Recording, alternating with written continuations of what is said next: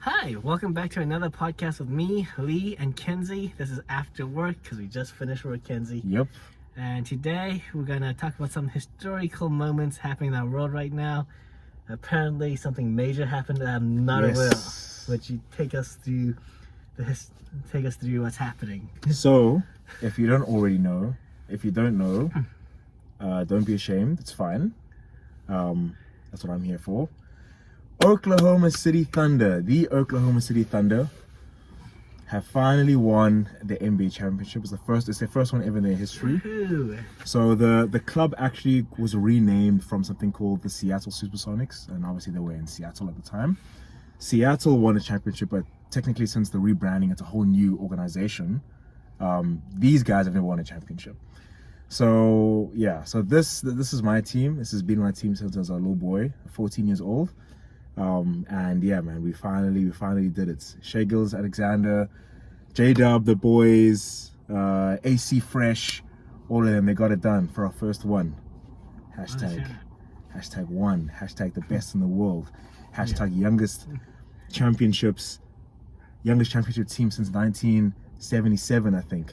Hashtag youngest team, I think, in the NBA. Hashtag you can't beat us. Yeah. As someone who's not really versed in basketball, what would you say, not from a non-technical point of view, why do you think they won this champion season? So we were a really good team last season. We met up with a team that was just a bit more experienced than us, and they could make better plays in key moments. Let me put it that way. That's what the game. It was just tougher to beat them down the stretch. So when people say down the stretch, it's like when it's time to basically win the game. They were more composed and they knew what to do to just kind of close it off. Now we have the MVP of the league, Shai Alexander, 26 years old, Canadian. So he's basically somewhat of the best player in the world. I think him and Nikola Jokic are the best players in the world, but he's also the best scorer in the NBA this year. So he's an incredibly difficult person to stop. He actually scores at will. Whenever he has the ball in his hand, he can make an opportunity for himself or his teammates. So basically, Shai, being this incredible scorer. So we need to take you guys a bit further back. What OKC did is there's something called the NBA draft. It's actually happening. It's happening tomorrow morning. And players that are in university, college, or around the world in other leagues, they get to be drafted in the NBA draft. But basically, it's an NBA team gets to select them for free without paying a transfer or anything. So you can submit your name and put your name on the draft. And OKC was in a rebuild period. So we lost all of our stars, including this guy here, Kevin Durant. And we got a whole bunch of picks. So how it works in the draft is it's like a lottery, and then you get picks you got the 50th pick or whatever. We, through a series of really good decisions by our GM, Sam Presti, shout out to Sam Presti, we got a whole bunch of a lot of picks, and we built our team from scratch basically. Okay. The only guy that we kind of brought in was Alex Caruso, if you know, and then Shai Alexander was part of a trade, but it was from his first rookie season, so he was basically he was new. So we came from the bottom. We were one of the worst teams in the NBA. NBA season's 82 games. Just 2 seasons ago, we had won 24 games the whole year, which is terrible if you think about it. And then from there, we actually built up until we got to a point where we're comfortable with the team we have. So Shai, being an incredible scorer, is he's matched around really good shooters. So he can make plays, and when the defense commits more than one man to try and stop him, he finds the guy that's open, and the guy just makes a shot. Okay. So we just did that the whole season, and we also had the best defense in the NBA. And the reason why that's important is because, number one, obviously end of the day, whoever has the most points on the scoreboard wins, and we are the best at stopping people from scoring. But you basically force a turnover, so you don't just stop them from scoring. We took away scoring opportunities as well, and we made them our own. Okay. Which basically so you're good counter-attackers. Yes, good counter-attackers, and we just, I don't know, let's say each team gets 40 opportunities to take a shot at the hoop. We end up having 45 opportunities. We take a few from you that might be really, really key, and that actually tips the game in our favor at the end of the day. So we were actually just the best team. We beat everyone everyone else in front of us, we beat them all. I think we had the best record in the NBA. We had the best scorer in the NBA. We had the best player in the NBA. This was just our year. This was our year, and it's been a long time coming. So yeah, I was up there. I was up at 2-3 in the morning on Monday morning, watching that NBA Finals. Yeah, it was. I had tears in my eyes. I'm glad. I genuinely felt like afterwards, like that Thanos meme, where it's like, I can finally rest and watch the sunset on a grateful universe. Like, basketball is like, it's complete for me. Like, I'll continue watching and playing because I enjoy the sports. But as for, my team has won it, so. Can I ask, how did you end up supporting Oklahoma City instead of like the big names? The only one I know of is Lakers. So OKC is quite a small market team, very small market. OKC is kind of like I think it's like a farm state sort of. So it's not popular in any sort of way. What actually happened was, in our under 15A season, we played against this team called Grace College. So Grace was not a proficient basketball school. It was uncommon to lose to them. But I wouldn't say our team was new. We had a new coach that year, and we just weren't resonating, and it was difficult to play together. So we lost. It's the only loss I've ever had to Grace.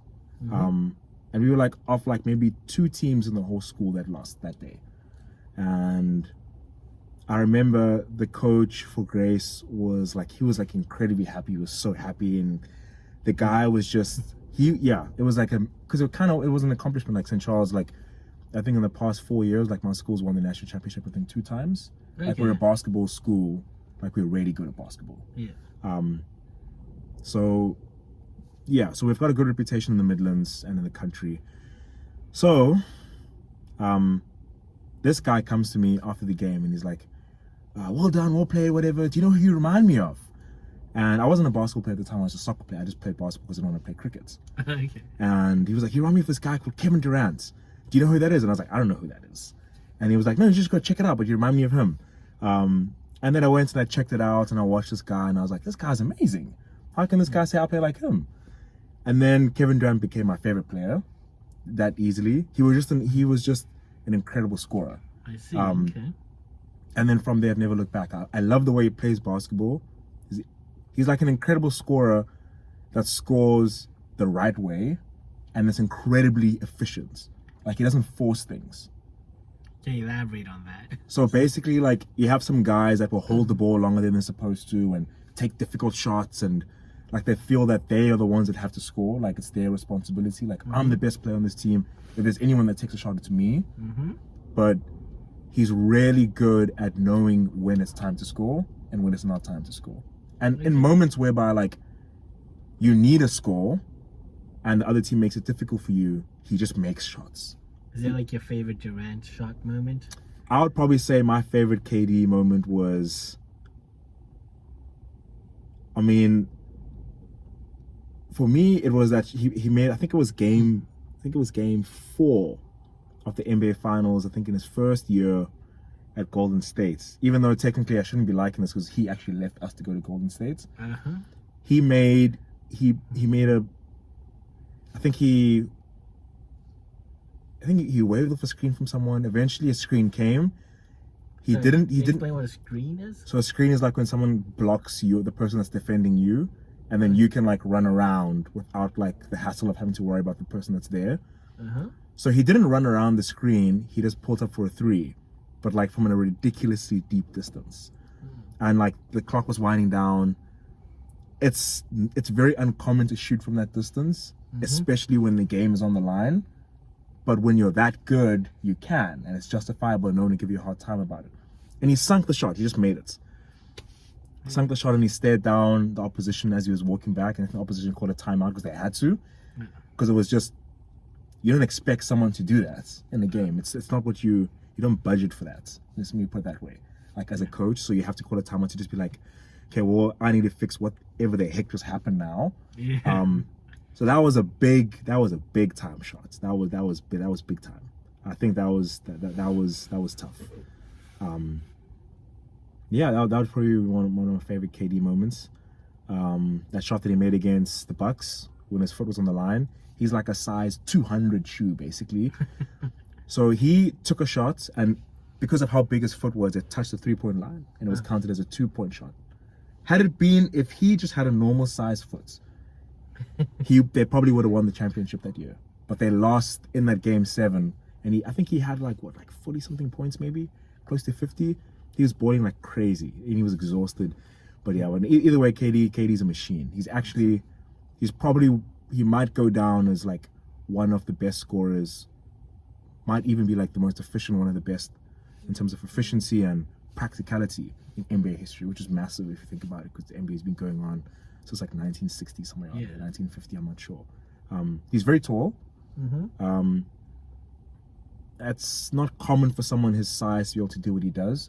It's very rare. But he just does it really well. So I used to watch him, and I learned how to play basketball from watching him. So do you style your basketball play style? I wouldn't say I styled it, because it's very difficult to kind of mimic what he does. He's just so good. I tried to, and there were like some remnants that kind of picked off, and but yeah, no, he's really good. He's top tier. I see. So in a room full of the best basketball players that humanity has ever produced, he is, when it comes to scoring, there are very few, there might even be none, that could be like, I can score better than you. Let me put it that way. That's how good he is. So I only know of like Steph Curry, because phenomenal shooter. Yeah. How does he compare to Kevin Durant? So Steph can easily score 50 on you, 60 on you. He makes shots like it's, that guy, it actually looks like a video game. Yeah. He actually makes more shots than you would make in a video game, you put it that way. I see. So he's like completely broken. Yeah. But Kevin Durant? Kevin Durant is still a better scorer than Steph Curry. Steph Curry, he can't score in every situation. And there's some situations where you can make it very difficult for him. You can't make any situation difficult for Kevin Durant. There's not a single situation that is challenging for him. Not one. Okay. So that's why he's as good as he is. Do you think he's like a good leader who makes the right calls to his teammates? And he just gets his team in like the right positioning? Or do you think? I think as a leader, I mean, KD obviously would have had to have some sort of like good leadership skills to be able to lead teams, because he was the best player on like almost basically every team he's been on. So like there's an expectation for you to like lead the way. Yeah. But I think he played on teams where there were better leaders. Like Russell Westbrook, I think, was a better leader in terms of being able to like actually command, like almost like stamp his authority on the game. KD does it from a scoring perspective. He's very dominant. But Russell, I think, is more outspoken, and he's easier to follow. I think he's got the character of a leader. Okay. And then Draymond Green on the Warriors, and Steph Curry. Steph Curry is also kind of a like a calm and collected man. Draymond Green, I think, would have been like the leader of that team. Like he could look at KD and tell him what to do. Even though Draymond's like a fragment, he's like a shadow of what KD could do in like a lot of ways. But his leadership quality, like it resonates. Like I think he's a good leader. Yeah. He might not be the best teammate. He punched one of his teammates in the face, actually. Oh damn. It was a massive drama. The guy actually ended up leaving the team. But I think he's a good enough leader. He's respected. Yeah. People listen to him because he's KD. But I think his nature is not like. He's like the front runner. He's not the person, the general at the back. Like. Yeah, I wouldn't say he's a general, but he's a leader, but he's not the general. I see. Yeah. Yeah, I get it. Okay, that's cool. So. Yeah. Yeah, that was an amazing moment. And yeah. Wait, you watched at 2 a.m. in the morning? Yes. And then you came to work like later at like 7 o'clock? Yes. Or like 8 o'clock? So you weren't probably functioning too well that day. I probably haven't been functioning very well. I sleep very late either way. I think like on average I'll probably jump in bed at like 11:30. Between 11:30 and 12:30. Yeah. That particular day, I probably slept. I slept at like 11ish. And then I woke up. I actually missed the first little bit of the game. I was supposed to nap and then stay awake, and then I woke up. Oh, so you actually planned for this? So yeah, I planned for it like perfectly. I was like, "There's no ways that I was not gonna." Oh, so you even like reset your clock, sleeping schedule. Everything. I was like, I can be awake at this time, and then I woke up a little bit later, so I caught like the first half I caught the end of the first half of the match. We were down, and then I watched throughout, and then we obviously we wrapped that up, and we, you know, we put the fries in the bag, and we were done. You know. I see. So yeah, I was like in the evening, I was exhausted. I think in the evening, I was in bed by like the next day evening. That same evening. I think I was in bed. I was struggling like crazy. Yeah, my body was telling me I need to go. I think when I came back from work, I jumped into bed. And then later on in the evening, I went to the gym. This was Monday, right? Yeah, this was Monday. Yeah, Monday you were... No, but you were quite energetic on Monday. I mean, I think like once you get into the groove, like you're fine. Yeah. And then like once the day slows down, your body's like, oh, I'm actually very tired. Oh, you tapped out. And then I just jumped in bed, and it was also was it cold on Monday, eh? Yeah. Yeah, Monday was also quite cold. This whole week's been cold. So yeah. But I mean, I would do it again in a heartbeat. I actually got to watch my favorite team ever win the NBA championship. Do you have like a food you eat with watching? You know, like Super Bowl, people prepare like massive meals for like Super Bowl. So for the NBA, people do something similar? When I was in Rares, Stellenbosch, I used to, when there was still chicken lick, like I'd go buy like 20 wings, for example. And like I'd buy like extra like soul fire, whatever sauce. And I'd watch the playoffs with wings. I don't really like to, I mean, if I watch something, I'll just make popcorn. But for me, it was a very stressful situation. Because it was a game 7, because the NBA plays a 7-game series. So it was a game 7. It's literally a do or die. Like both teams have won 3 games. Yeah. So there's just there was no ways I would have been able to eat anything. I was actually like because at first I thought like I could watch the game and then the game will be done around about 4ish, and then we'll have like their own parades. But I won't tune in for that. Like I'll watch the little bit of that and then I'll go to sleep. But it reached a point where like I could feel that my body, like the anxiety levels were too high for me to even think about being able to go back to sleep after the game. Like I think by like third quarter I was like, nah, I don't think I'll be able to. Like I was just too. Wait, so what time did you sleep? Because the game started at 2 a.m. you said. I don't think I went back to sleep. I think I did that state where like you're lying in bed but you're not sleeping, but you're resting, so and then I like hibernated basically. Yeah. I think by the time OKC stuff was done, it was like 5:30. It was 5 or so. Yeah.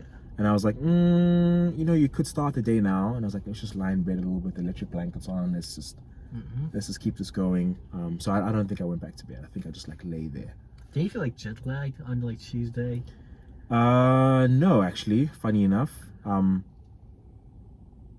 Actually, on Tuesday, I was quite tired.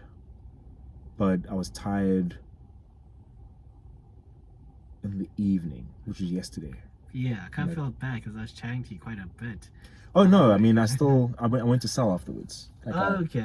But like in the evening, like after cell, like I could feel that I was quite tired. I might have actually started dozing off at the very end of cell.